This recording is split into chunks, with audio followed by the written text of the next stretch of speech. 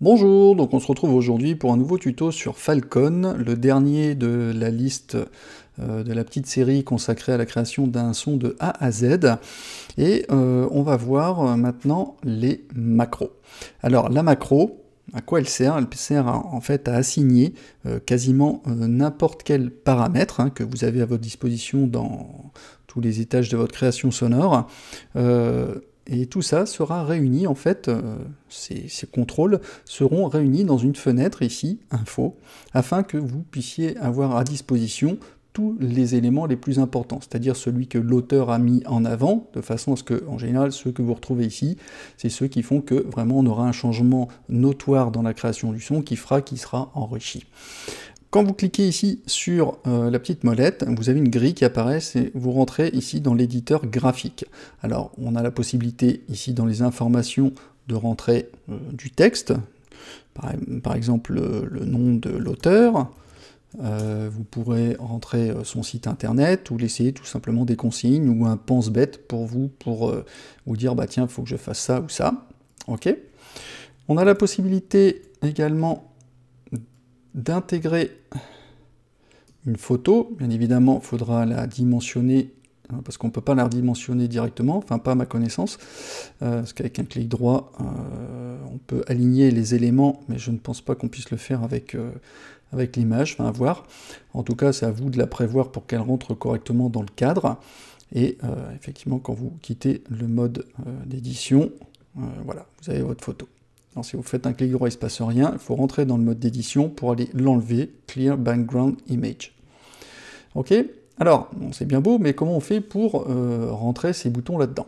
Alors, bah, c'est tout simple, il suffit d'aller choisir déjà l'élément que vous souhaitez incorporer dans la macro, et dans cette fenêtre, à savoir, par exemple, moi je vais prendre, tiens, dans le script processor, dans les events, je vais jouer avec le gate, par exemple.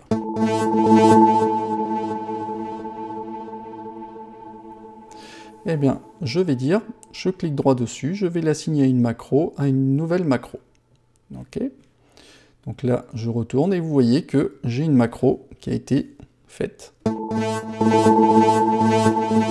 Sauf qu'elle n'est pas personnalisée. Donc je vais dans l'édition, je peux déjà le déplacer comme je veux. Je peux ici cliquer sur le nom et l'appeler, je sais pas, par exemple, je vais l'appeler Gate. Et je peux faire un clic droit. Alors, faire apparaître le nom ou pas, et faire apparaître la valeur ou pas.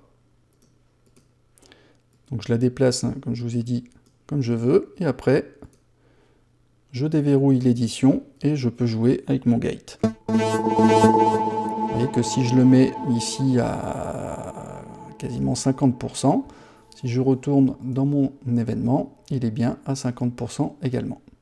Ok? Je le remets à fond. Il va être remis à fond.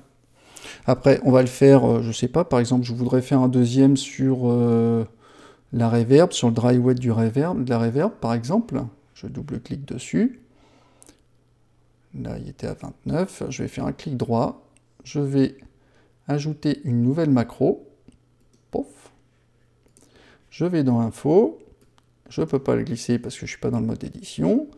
Je vais le glisser ici. Je vais l'appeler Reverb. Je quitte le mode édition et je vais jouer avec ma Reverb.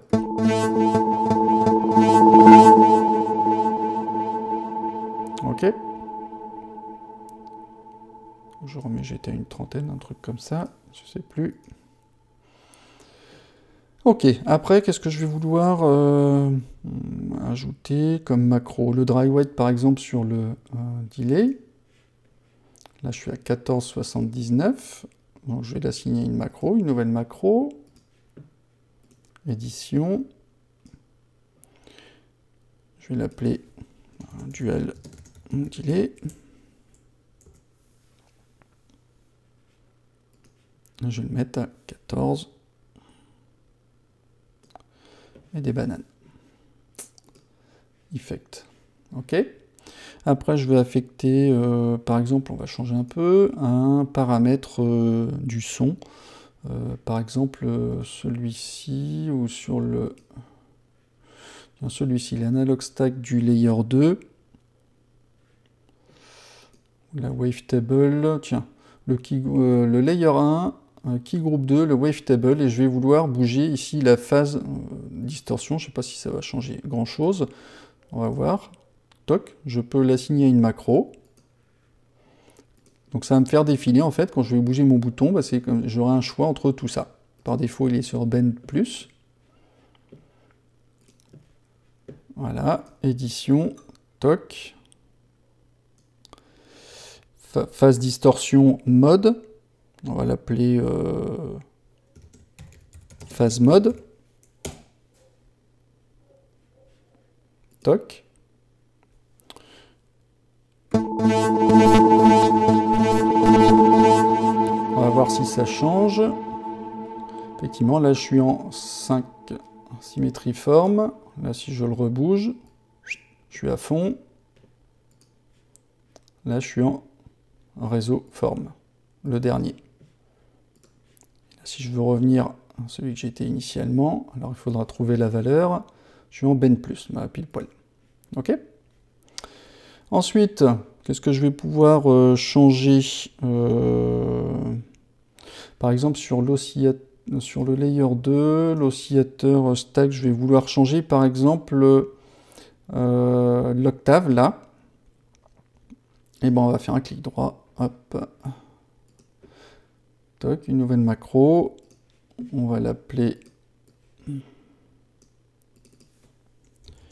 oscillateur oct pour octave. Toc, et là.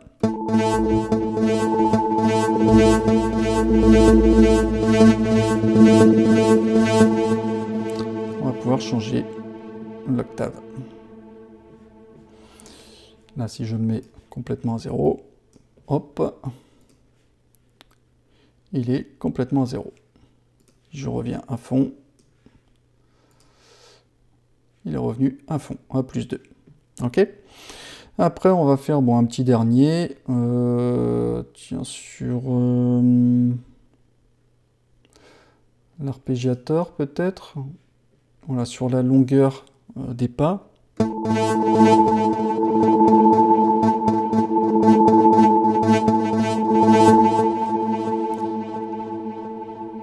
Add a new macro. Édition. Et là, on va l'appeler... je sais pas, un nom parlant, harp step par exemple. Voilà. Et on va pouvoir jouer. Ok. Après, vous regardez si effectivement après vous êtes à peu près bien espacé. Alors après, il y a des critères, hein. Vous pouvez faire une sélection. Alors, je n'ai pas encore essayé, j'espère que ça va fonctionner. Je fais une sélection multiple. Aligner horizontalement. Voilà, je ne sais pas si ça peut marcher, ça. Toc, non. En tout cas, je vais tous les sélectionner. Je vais les centrer, comme ceci.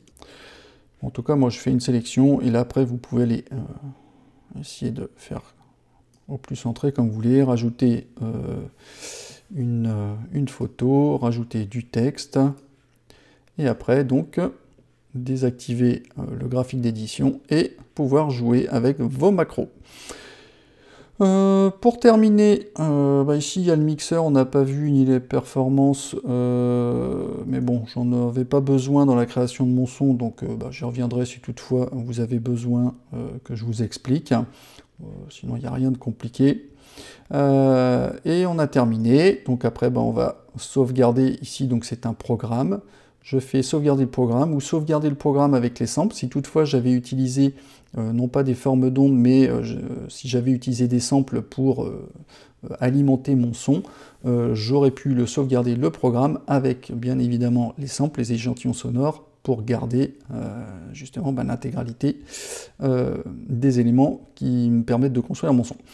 Donc après, je fais Save Program.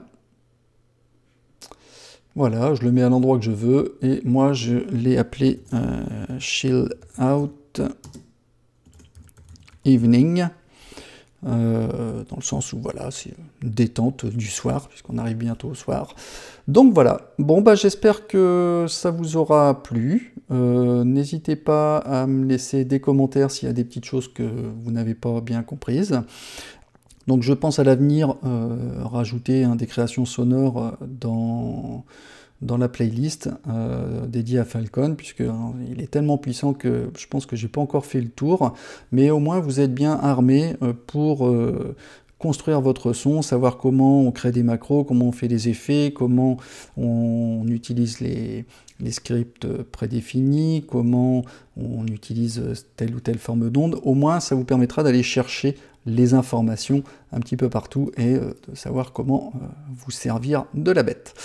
Bon je vous dis à bientôt pour mon nouveau tuto et je vous dis ciao ciao.